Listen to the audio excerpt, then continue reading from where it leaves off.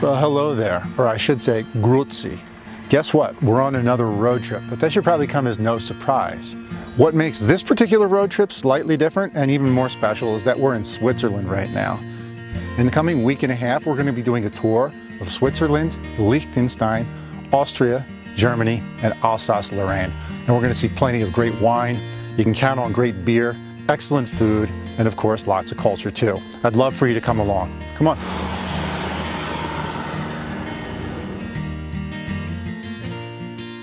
After a long red-eye flight, we finally arrived in Switzerland.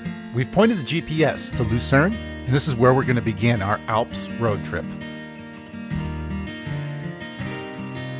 Rather than staying in Lucerne proper, we're going to be in the small town of Weggis, just a ferry stop away. From here, we still get the pristine views of Lake Lucerne and the Alps, without the hustle and bustle of the city. We'll be in the Lucerne region for a very short period of time, so the plan is to go into the city, pick up some local fare, and put together our very own private dinner by the lake.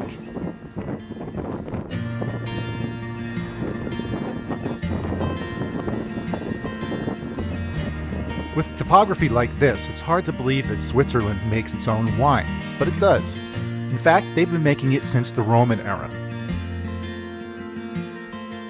Thanks to lots of warm, sunny days, crystal clear waters that flow from the mountains, and vast expanses of fertile hillside, Switzerland has no problem making good wine.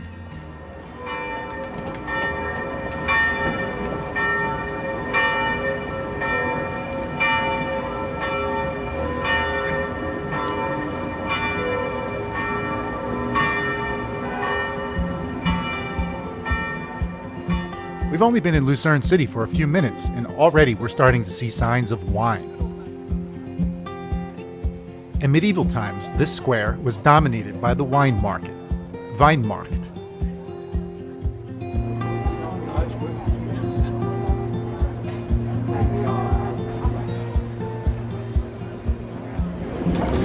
One of the great things about traveling like this is that we get a chance to try local wines, things that you won't normally find in the United States. Most of the Swiss consume their wines locally, so it doesn't get exported. And the red one here is known as a Dol, and that's a blend actually between Pinot Noir and Gamay. And it's a fruity version of Pinot Noir with a little bit more spice in it. A lot of red fruits and a lot of cinnamon spice I'm getting. And this is a Fendant, which is actually the Chasselas grape, which is a table grape that they consume in France quite a bit. And this one I would compare kind of like to a Riesling. It's got a very tropical fruit flavor to it, very bright and acidic, and a great refreshing drink to have with like a salad or something like that. With lunch out of the way, it's time to get on to our mission of putting together a dinner for tonight. For any true cheese lover, the Alps is like heaven. Certified Alps cheese can only be made from cows that feed in the summer pastures. That's delicious. I love that. The mountain vegetation gives the cheese flavors that just can't be found anywhere else. That's really good. Those very same standards of quality are what makes Swiss chocolate so delectable and so sought after. The Swiss have been producing chocolate since the early 1800s. At just 50 years young, this maker is relatively new to the chocolate scene.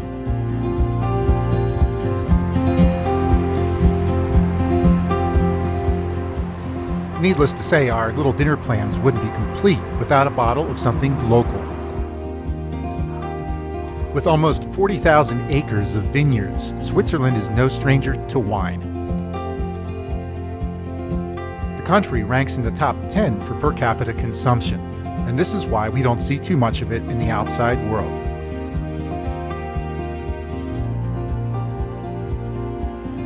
Sampling is encouraged here, and it guarantees that you're going to get something that you really enjoy.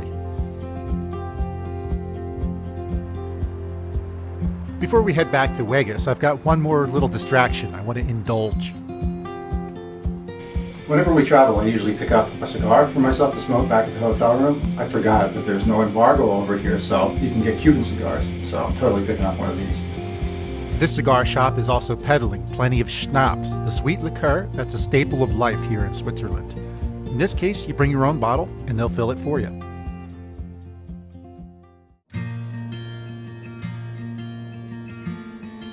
We're headed back to Weggis to put together our lakeside dinner. A little cafe au lait is the perfect pick-me-up for the evening slump.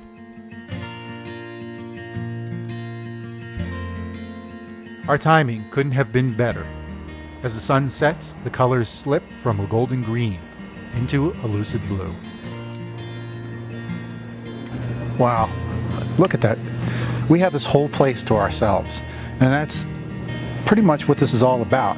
I have a little tip for you. It gets kind of expensive traveling, especially in a place like Switzerland, so it's really easy to go out during the course of the day and find local ingredients and put yourself together a lunch or a dinner, which is what we've done here. We found fresh local bread, we've got some charcuterie, we have some cheese from a Swiss cheese shop, and we have this awesome local wine. This is made from a grape called Cornelon, and I've never had this before. It's very popular in this area. You can't get much better than this. This is pretty much what wine living is all about. So if you'll excuse me now, we're going to sit back and have a nice romantic dinner and keep this lake all to ourselves. Good. Want some? Be sure to check back with us often as we continue to make our way through the Alps. And of course, thanks for watching.